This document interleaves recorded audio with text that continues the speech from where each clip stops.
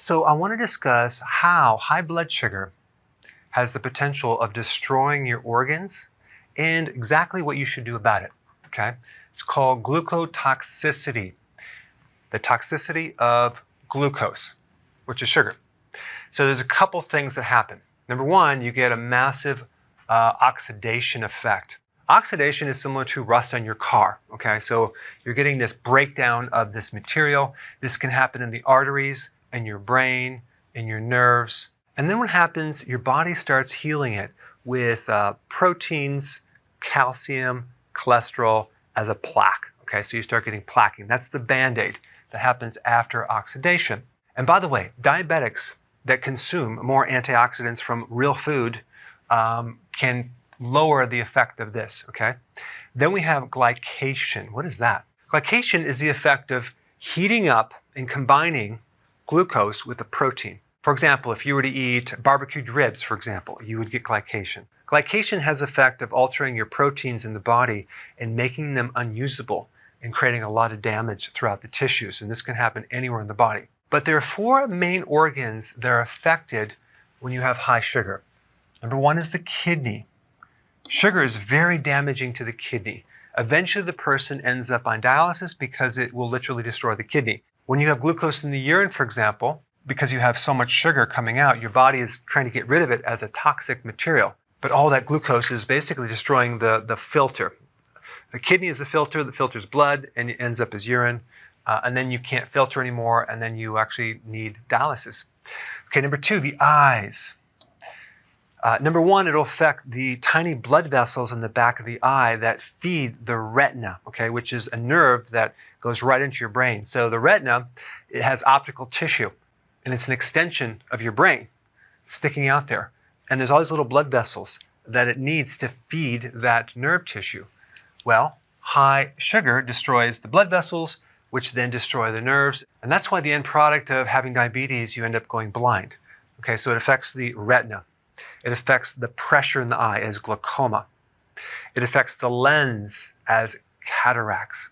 And maybe you have personal experience when your blood sugars are even low because the insulin is high, pushing them down. Sometimes like you're blurry, you can't see as well. Next one is the vascular system. Okay, I'm talking about the blood vessels to the heart, to other parts of the tissue. The vascular system becomes stiff and you get oxidation within the wall of the arteries. And that's where you see the plaque. That's where you see the clots that form that can eventually turn into a stroke. But it's the glucotoxicity that destroys the vascular system. And this is why diabetics end up with so many heart problems. So we have the effect of the arteries directly. We have the muscle. And we also have the electrical system of the heart. So they have arrhythmias. Okay, next one is the nerves, okay, and the brain. I'm considering this as one, but the nerves are affected.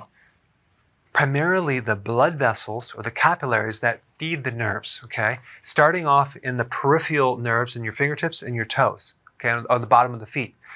You'll start feeling tingling, numbness, burning, maybe just pain, and then just complete, you can't feel it anymore.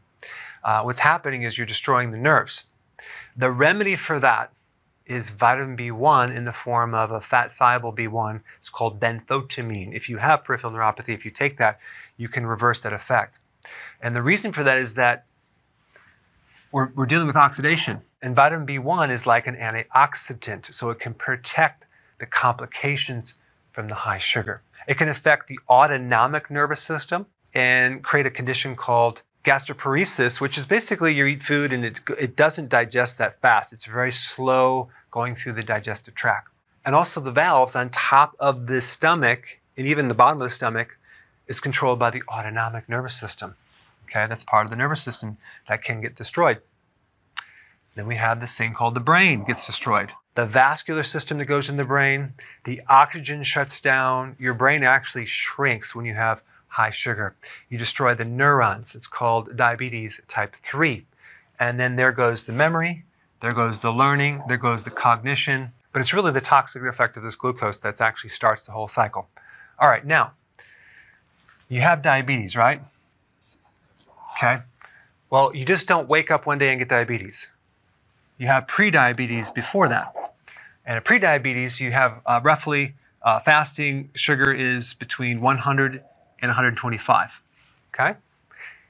And then when it gets above that, 126 or greater, on 2 different tests, you're considered a diabetic, okay? So diabetes is too much sugar or it's hyperglycemia, all right? So then you take medication. The question you have to ask yourself is, what is the medication doing with that high sugar? Is it making it evaporate? No, it's cramming it from the blood into some other place, okay? So it's going to be storing it as fat around the organs. So really, we're just taking one problem and putting the problem somewhere else. It doesn't solve any problem. This is why you have to keep taking the medication over and over and over again.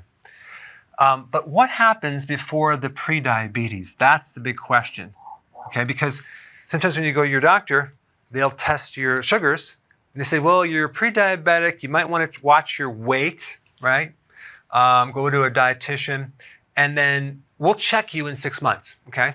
Come back 6 months later, might be fine, good. Come back in a year, come back later, and oh, yep, you're officially diabetic, we're gonna put you on medication, okay? But this whole thing can be prevented because there's something that occurs before even the pre-diabetes, okay? Because it takes like 10 years for this to happen. There's high insulin, okay? Hyperinsulinemia, that's what it's called. They never test your fasting insulin, only the fasting glucose. Big, huge mistake. I'm going to show you something. This is very interesting. I'll put this article down below. A high fasting plasma insulin concentration, basically high blood fasting insulin, predicts type 2 diabetes, independent of insulin resistance, evidence for a pathogenic role in relative hyperinsulinemia. Okay, what does all that mean? It means that high insulin can predict diabetes, okay? In order to prevent diabetes, you need to know what happens before diabetes, okay? All right, so what do we do next, okay? Well, we go to the expert. We go to Google, okay, Dr. Google, and we type in hyperinsulinemia, and on the wiki page, you'll see some data on this right here, okay? And I'm going to go directly down to the causes, and this is what they say. 4 things. I'm glad they narrowed it down. Neoplasm, that's a tumor. Pancreatic cancer, all right? Polycystic ovarian syndrome, and trans fats. Okay, now what are they missing? A high carbohydrate diet, okay? Because insulin responds to glucose, all right? That's what it does.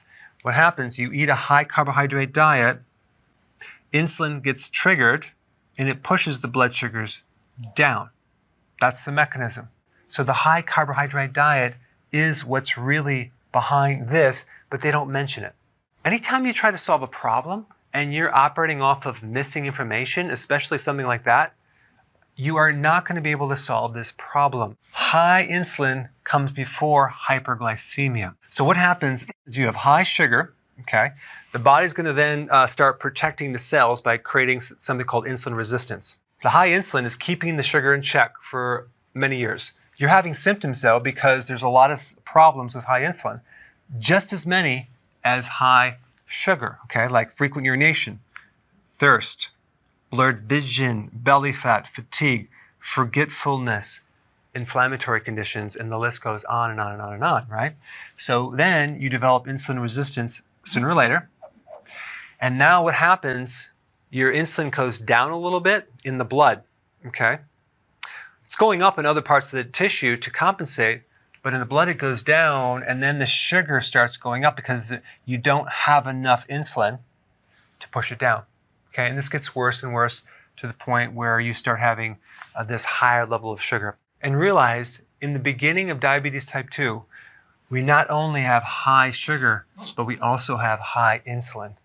And so medically, their goal is to lower the blood sugar, but they're not focused on the insulin because that would mean acknowledging that high carbohydrate diets are behind this. But that's just one huge connection they don't want to validate, okay? They don't want to acknowledge. High carb causes high insulin, okay? There is a tremendous amount of damage in the body well before you get diabetes, okay? There's oxidation in the arteries, there's things brewing, there's all sorts of things happening. All right, so now what is the solution? Very simple.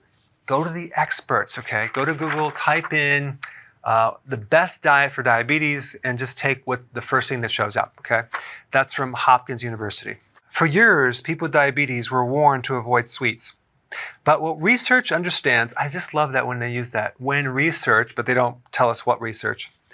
Research understands about diabetes, nutrition has changed. Total carbohydrates are what counts. It was once assumed that honey, candy, and other sweets would raise blood sugar levels faster and higher than would fruits, vegetables, and starchy foods such as potatoes, pasta, and whole grain bread. But this isn't true. As long as the sweets are eaten with a meal and balanced with other foods in your meal. Wow, I didn't know that. Whew, man, I could have my cake and eat it too now. Great. Although different types of carbohydrates affect your blood sugars differently, it's the total amount of carbohydrates that really matters. So guys, it doesn't really matter if you do white sugar candy or fruit or grain. It's all about carbohydrates. It doesn't matter anymore that based on your research how fast that these foods spike your blood sugar. So ignore the glycemic index, okay?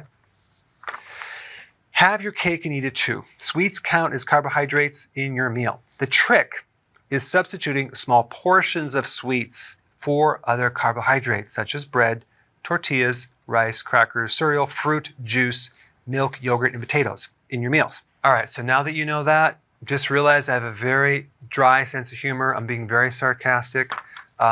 This is not the correct information. I put a link down below if you're new to my channel of how to do healthy keto and intermittent fasting. You need to go on a low carbohydrate diet, but you also have to be aware of the toxicity of glucose to various tissues of your body. And thank you so much for watching. Hey, if you're liking this content, please subscribe now, and I will actually keep you updated on future videos.